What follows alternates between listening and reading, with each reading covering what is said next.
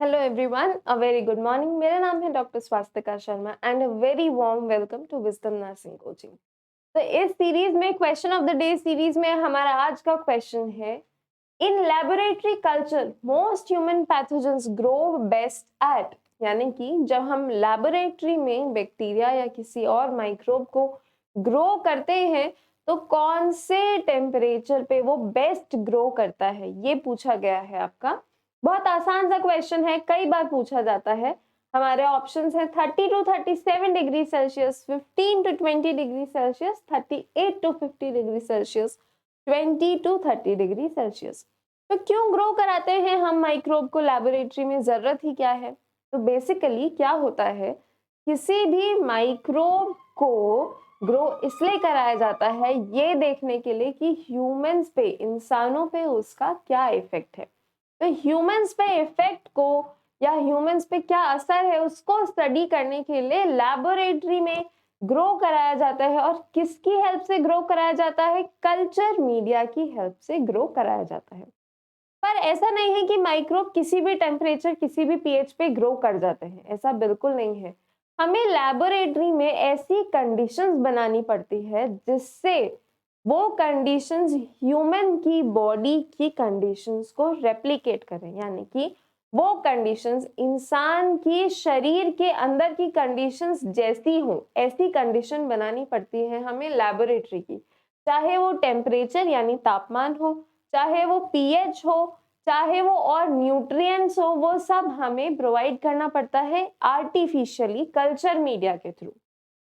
तो अगर हम बात करें कि कौन सी सिचुएशन, कौन सा टेम्परेचर बेस्ट होता है माइक्रोब्स के लिए, तो अगर टेम्परेचर देखें तो टेम्परेचर और पीएच दो इंपॉर्टेंट चीजें होती है कल्चर मीडिया में। इनका टेम्परेचर और पीएच फिक्स रहना चाहिए ताकि माइक्रोब्स ग्रो करें। अगर टेम्परेचर की बात करें तो ये सब ह्यूमन के क्लोज होने चाहिए।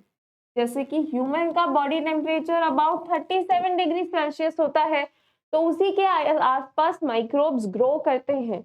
और अगर माइक्रोब्स के ग्रो करने की टेम्परेचर की रेंज देखें तो वो होती है 30 टू 37 डिग्री सेल्सियस।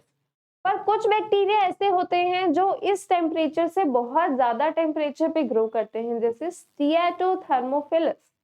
ये एक ऐसा बैक्टीरिया है जो 50 डिग्री सेल्सियस तक भी ग्रो करता है। पर यूजुअली पूछा है तो यूजुअली इस टेम्परेचर पे ज्यादातर माइक्रोब्स ग्रो करते हैं लेबोरेटरी में। अगर पीएच की बात करें तो पीएच भी ह्यूमन ब्लड के आसपास होना चाहिए, तो वो होता है अराउंड 7। यानी कि 7 का पीएच रखते हैं हम कल्चर मीडिया में अगर हम माइक्रोब को ग्रो करा रहे हैं तो अगर हम इन ऑप्शंस में से देखें 30 to 37 degree Celsius, 15 to 20 degree Celsius, 38 to 50 degree Celsius, 20 to 30 degree Celsius, तो इसमें से बी और डी ऑप्शन तो एकदम गलत गलत है। सी ऑप्शन सही तब होता जब क्वेश्चन में पूछा जाता स्टिएटोथर्मोफिलस के बारे में।